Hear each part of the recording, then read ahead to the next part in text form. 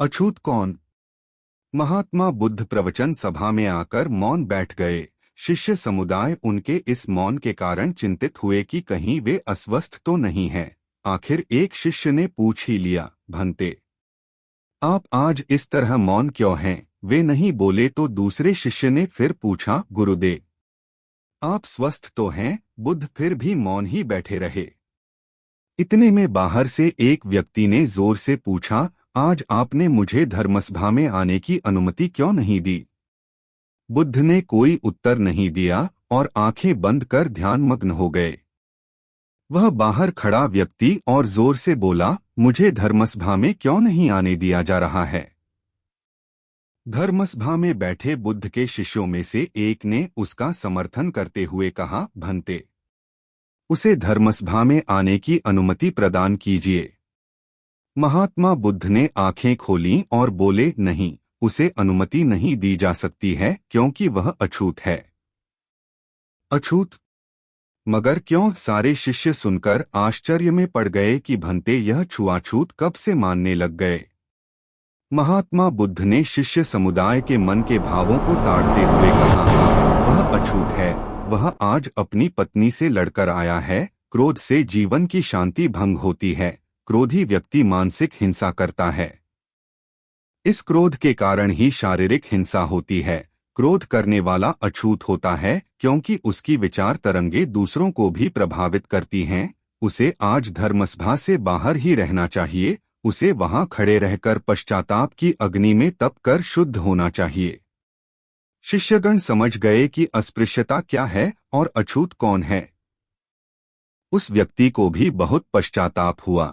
उसने कभी भी क्रोध न करने का प्रण लिया। बुद्ध ने उसे धर्मसभा में आने की अनुमति प्रदान की।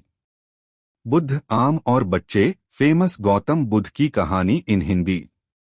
गौतम बुद्ध किसी उपवन में विश्राम कर रहे थे।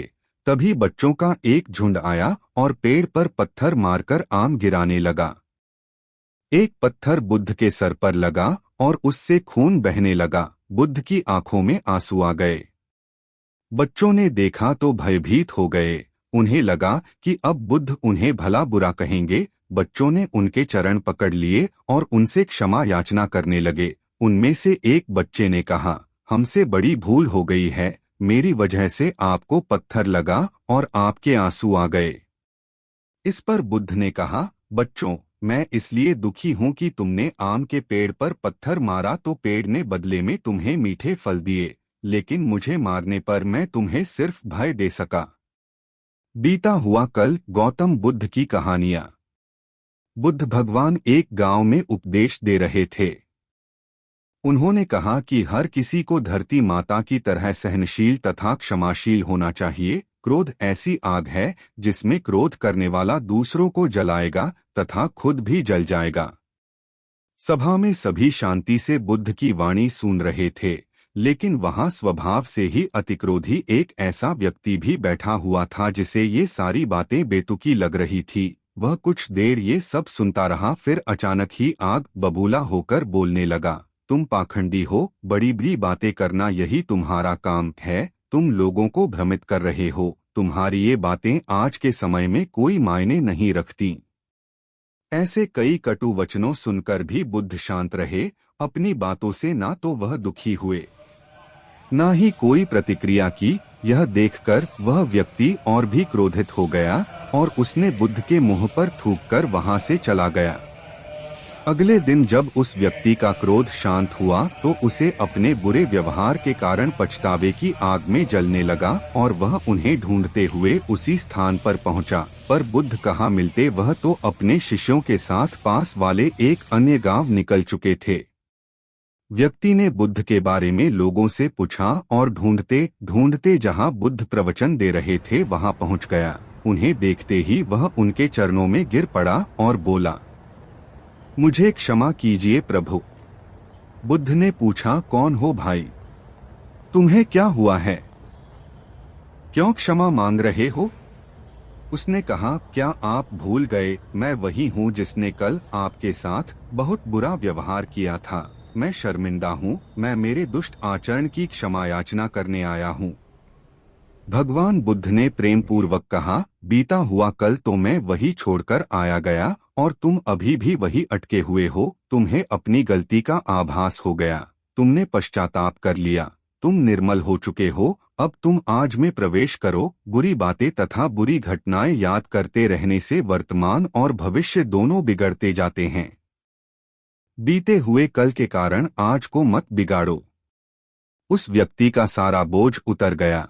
उसने भगवान बुद्ध के चरणों में पड़कर क्रोध त्याग का तथा क्षमाशीलता का संकल्प लिया। बुद्ध ने उसके मस्तिष्क पर आशीष का हाथ रखा। उस दिन से उसमें परिवर्तन आ गया और उसके जीवन में सत्य, प्रेम व करुणा की धारा बहने लगी।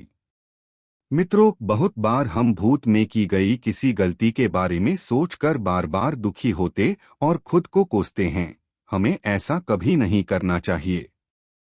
गलती का बोध हो जाने पर हमें उसे कभी ना दोहराने का संकल्प लेना चाहिए और एक नई ऊर्जा के साथ वर्तमान को सुदृढ़ बनाना चाहिए। परिश्रम के साथ धैर्य भी। लघु कहानियां महात्मा बुद्ध की। एक बार भगवान बुद्ध अपने अनुयायियों के साथ किसी गांव में उपदेश देने जा रहे थे। उस गांव से पूर्व ही मार्ग में उन लोगों को जगह जगह बहुत सारे गड्ढे खुदे हुए मिले। बुद्ध के एक शिष्य ने उन गड्ढों को देखकर जिज्ञासा प्रकट की, आखिर इस तरह गड्ढे का खुदे होने का तात्पर्य क्या है? बुद्ध बोले, पानी की तलाश में किसी व्यक्ति ने इतने गड्ढे खोदे हैं। यदि वह धैर्यपूर्वक एक ही स्थान पर गड्ढा खोदता तो उसे पानी अवश्य मिल जाता, पर वह थोड़ी देर गड्ढा खोदता और पानी न मिलने पर दूसरा गड्ढा खोदना शुरू कर देता। व्यक्ति को परिश्रम करने के साथ धैर्य भी रखना चाहिए। सुख की नींद। गौतम बुद्ध की प्रेरक कहानियां। एक बार गौतम बुद्ध सिंसवा वन में पर्णशया पर विराजमान थे कि हस्तक आल्बक नामक एक शिष्य ने वहां आकर उनसे पूछा, भंते, कल आप सुखपूर्वक सोए ही होंगे? हाँ कुमार, कल मैं सुख की नींद सोया। किंतु भगवन, कल रात तो हिमपात हो रहा था और ठंड भी कड़ाके की थी। आपके पत्तों का आसन तो एकदम पतला है, फिर भी आप कहते हैं कि आप सुख की नींद सोए। अच्छा कुमार, मेरे प्रश्न का उत्तर दो। मान लो किसी गृहपति के पुत्र का कक्ष वायुरहित और बंद हो, उसके पलंग पर 4 अंगुल की पोस्तीन बिछी हो, तकिया कालीन का हो तथा ऊपर वितान हो और सेवा के लिए 4 भार्याएं तत्पर हों, तब क्या वह गृहपति पुत्र सुख से सो सकेगा? हाँ भंते, इतनी सुख सुविधाएं होने पर भला वह सुख से क्यों न सोएगा? उसे सुख की नींद ही आएगी। किंतु कुमार, यदि उस गृहपति पुत्र को रोग से उत्पन्न होने वाला शारीरिक या मानसिक कष्ट हो तो क्या वह सुख से सोएगा? नहीं भंते, वह सुख से नहीं सो सकेगा। और यदि उस गृहपति पुत्र को द्वेष या मोह से उत्पन्न शारीरिक या मानसिक कष्ट हो तो क्या वह सुख से सोएगा? नहीं भंते, वह सुख से नहीं सो सकेगा। कुमार, तथागत की राग, द्वेष और मोह से उत्पन्न होने वाली जलन जड़ मूल से नष्ट हो गई है, इसी कारण सुख की नींद आई थी। वास्तव में नींद को अच्छे आस्तरण की आवश्यकता नहीं होती। तुमने यह तो सुना ही होगा कि सूली के ऊपर भी अच्छी नींद आ जाती है। सुखद नींद के लिए चित्त का शांत होना परम आवश्यक है, और यदि सुखद आस्तरण हो तब तो बात ही क्या। सुखद नींद के लिए वह निश्चय ही सहायक होगा। अमृत की खेती। Gautam Buddha inspirational story in Hindi. एक बार भगवान बुद्ध भिक्षा के लिए एक किसान के यहाँ पहुँचे।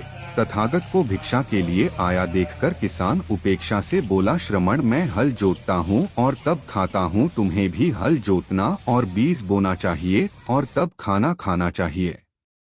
बुद्ध ने कहा, महाराज, मैं भी खेती ही करता हूँ। इस पर किसान को जिज्ञासा हुई। बोले, गौतम, मैं न तुम्हारा हल देखता हूँ, न बैल और न ही खेती के स्थल, तब आप कैसे कहते हैं कि आप भी खेती ही करते हैं?